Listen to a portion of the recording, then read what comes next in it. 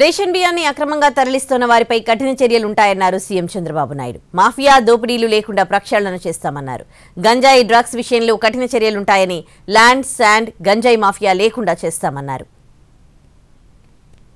ముఖ్యమంత్రి చంద్రబాబు నాయుడు అనంతపురం జిల్లాలో పర్యటించారు. బొమ్మనహల్ మండలం నేమకల్లులో పింఛన్ల పంపిణీ కార్యక్రమంలో పాల్గొన్నారు. లబ్ధిదారులకు పింఛన్లు పంపిణీ చేసి వారి సమస్యలు తెలుసుకున్నారు. 64 లక్షల మందికి పింఛన్లు ఇస్తున్నామన్నారు సీఎం. పింఛన్ 3 నెలలకోసారి తీసుకునే సౌకర్యం కల్పించామన్న సీఎం, లబ్ధిదారుల్లో కూలీలు, కార్మికులు ఉన్నారు అని ఇలా ఏర్పాటు చేశామన్నారు.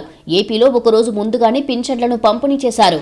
డిసెంబర్ 1 ఆదివారం రావడంతో ఇవాళే పెన్షన్లను పంపిణీ చేశారు.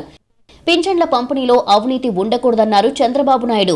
దేశంలో ఎక్కడా లేని విధంగా 4000 రూపాయల పెన్షన్ ఇస్తున్నామని చెప్పారాయన. పేదలకు సక్రమంగా పెన్షన్ అందే బాధ్యత అధికారులకు ఇచ్చామని, లోపాలు ఉంటే ఊరుకోబోమని హెచ్చరించారు.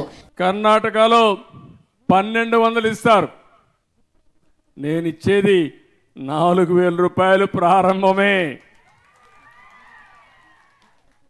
పక్కన బార్డర్ దాటితే 1200.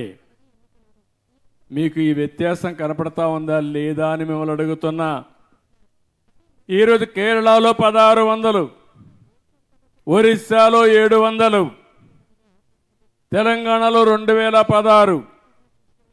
అంటే పేదల పట్ల ఏ విధంగా ఆలోచిస్తున్నాం? రేషన్ బియ్యం అక్రమ వ్యాపారులను వదిలిపెట్టబోమన్నారు ఏపీ సీఎం. పేదలకు ఇచ్చిన బియ్యం యథేచ్ఛగా అమ్ముకుంటున్నారని, కొందరు విదేశాలకు కూడా అక్రమ రవాణా చేస్తున్నారని, అలాంటి వారి తాట తీస్తామని హెచ్చరించారు.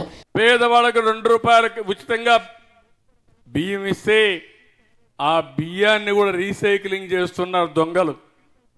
దాన్ని కూడా మీకు చౌకగా 10 రూపాయలు ఇచ్చేసి 6 రూపాయలు 7 రూపాయలు మీకు ఇచ్చి ఆ బియ్యం తీసుకుపోయి విదేశాలకు అమ్ముకునే పరిస్థితికి వచ్చారు దుర్మార్గులు.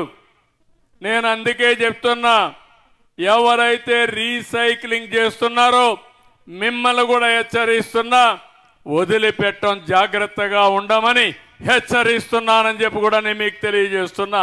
ఉచిత ఇసుక విషయంలో ఎవరు అడ్డు వచ్చినా ఊరుకునేది లేదన్నారు సీఎం. రాష్ట్రానికి పెట్టుబడులు తీసుకొచ్చి ఉద్యోగ అవకాశాలు పెంచుతామని హామీ ఇచ్చారు.